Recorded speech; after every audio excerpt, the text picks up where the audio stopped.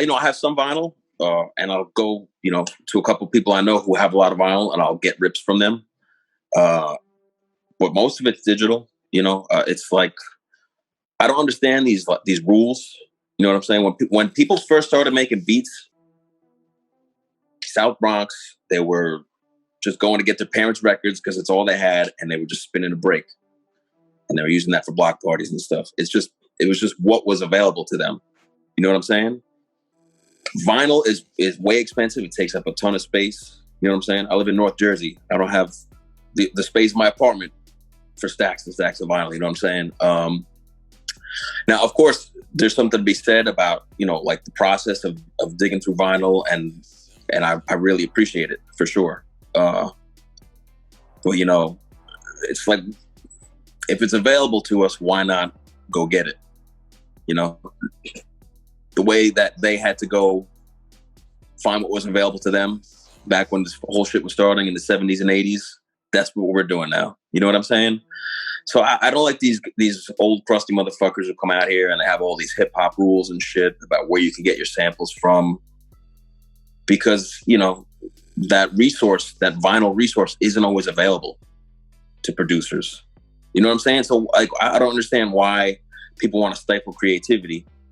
If I could go find some crazy jazz fusion records that I wouldn't be able to find unless I was digging in like Sweden or something, I'm gonna go get it. So I do understand both sides of it. I understand that there's like a warmth that vinyl has, and like a real, nostalgia to the way you create that music that way. But I'm not going to sit here and lecture anyone on how they come across any of their samples. You know what I'm saying? I think it's kind of lame. I can't really speak to that. Like I said, I mean, my setup is pretty minimal.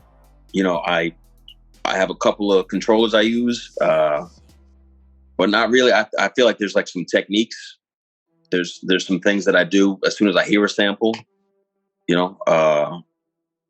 I gotta say, I love the 303 though. I don't know if you have one of those, but the 303, just to get that dirt and that grime on the samples, but I don't like to try and be like too lo-fi with it, or put myself in one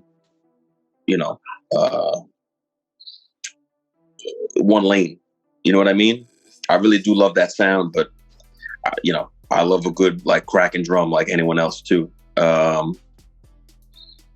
But you touched on it before also. I think layering drums, it's like that was like an aha moment a few years ago. It's like, oh, your drums sound a little thin, and you just you're not feeling the kick and the crack of that snare. And I think I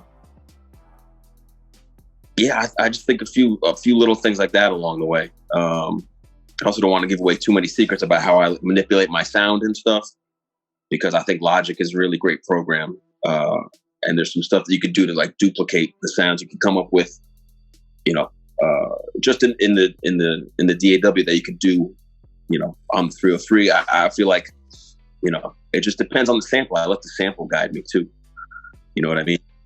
Ableton I think that's the next one I want to get, because I love that. And then like on the live on their machine, it's like unbelievable. You can just like, it auto chops it for you right there, and you can just scroll through the whole song. You could load it right up, and it sort of like auto chops everything, which is like, it's kind of cheating a little bit if you think about it. But like I said, I mean, if the technology's there, I'm not gonna hate on anyone for it.